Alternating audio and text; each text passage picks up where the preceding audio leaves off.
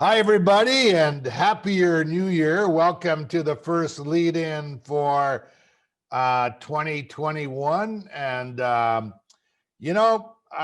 we're going to start with maybe a little bit more of a somber topic, which may be fitting, although we're all looking for a shining, more bright path through the year. And at the same time, something that is a reality is that as we ask people to bring their full, complete self to work, that means that it's very difficult or even unreasonable to expect that people can parse their business agenda completely from their personal agendas. That's not the way we're built as human beings. And frankly, we don't want to lead that way. We don't want to be teammates that think we somehow can just contain things in a complete disintegrated kind of a way. So I'm going to encourage that you think about what framework you might use when things happen during your role in a workplace, both inside or outside the workplace, that are major kind of human events that often are completely outside of our control. And those things may be everything from I've been in situations where teammates have been in horrible accidents. They've lost their loved ones. I was just taking over as a CEO, and a very popular employee horribly, tragically committed suicide. Things like here in Canada, when the Humboldt hockey team's bus was in an accident and all these young hockey players were killed. And of course, there are things that are more mega events, the Challenger being blown up. I was the CEO of a company when 9/11 happened. I happened to be in the US at that time. And of course, all these things have different levels of magnitude and impact on us at various times, depending on our circumstances, of course.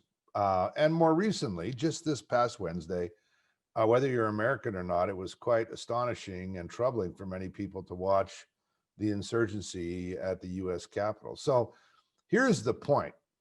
What kind of a teammate and leader do you want to be in that kind of environment? And who gives you a framework or a guideline for how to deal with it? And oftentimes we don't have that. It's not part of our, our management, leadership, and development courses typically, or it's not part of your MBA program.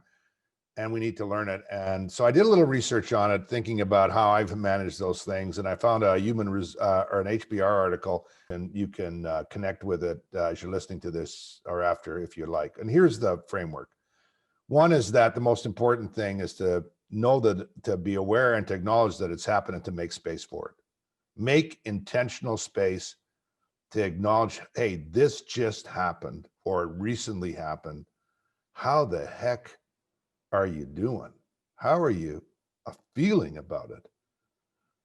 So that making space, making intentional space. Now, this is not about asking for people to take or trying to come to some political viewpoint or position or whatever is attached to a situation. It's acknowledging feelings. It's making space for them. And then when people, and some people will be more open about it, some people will be more reserved. So the next thing is to affirm, hey, I appreciate you sharing, or, thank you for opening up and speaking so honestly. So that's kind of so there's kind of creating space, acknowledging, and then there's affirming, right? And then it's important that each of us, particularly if you're in a formal leadership role, that you personalize it. Hey, let me tell you how I'm feeling about it. Oh, today, this is really on my mind for these reasons.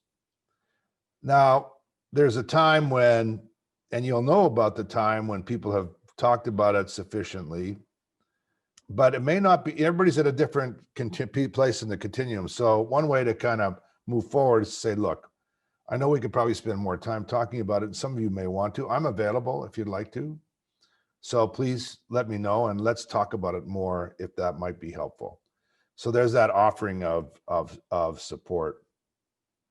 One of the things that can be kind of affirming in these kind of environments additionally to affirming people's reactions, is to confirm the values of the institution or your leadership values. Give some level of comfort that there is things that you as a leader and team members can control. And also, because everybody's at a different space and you don't know the impact on this, is make sure you highlight resources that are available. Sometimes if you're in a fairly good sized organization, you've got a robust employee assistance program where trained psychologists are literally a phone call or a Zoom away from having a conversation. But there are other public resources as well. Be aware of those, encourage people to use them. So be that leader, be that team member that has got a playbook for how to deal with these circumstances. Because unfortunately, I can assure you, they're going to happen with more regularity than we would like. The same framework can apply, and you can never be too practiced of it, but have it there almost as an emergency response plan that you would have that you can activate when you need it. Read the article. It's a little bit more specific. There's more research and stuff that you can do. But it's a somber way to start the year, but it's also hopefully a very practical one, regardless of the role that you're in. So we're all hoping for a happier 2021. We're all different places on our personal journeys through 2020. But nevertheless, I can assure you here, our value around Lead In is to bring you insights and to bring you and hopefully inspire you to take action that you will find valuable and helpful in your world of work. Thanks so much. Hang out with us through the rest of the year as always. Join us on our socials. Please look into Belongify if you haven't. We'd sure love to hear your input on it. Our culture course is available. I'm teaching another one at Harvard soon, January 25th. Hey, you never know, dust off some of that development money and maybe join us. Hey, we'd love to see you as always. Thanks. Have a great week. Bye for now.